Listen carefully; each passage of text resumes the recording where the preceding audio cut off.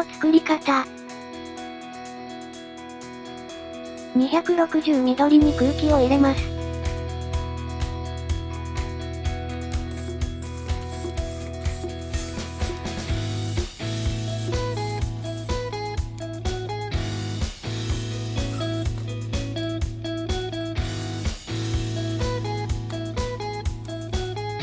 先端が5センチ余るくらいまで入れてください。顔を作ります。3センチのバブルを1つ。5センチのバブルを作り、たらこひねりにします。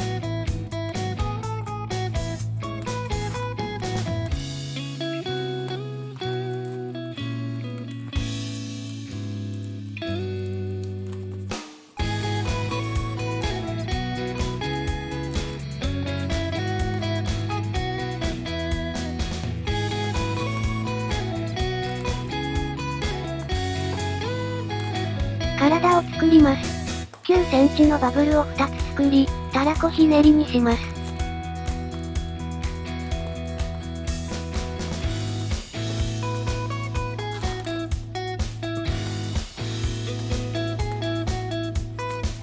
9センチのバブルを作り、バードボディにします。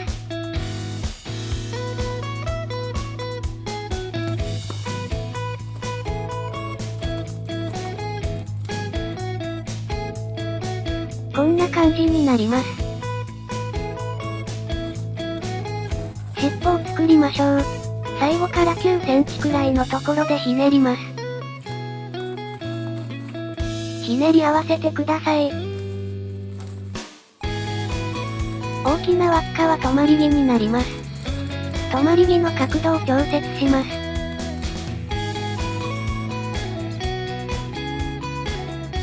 目を描きましょう。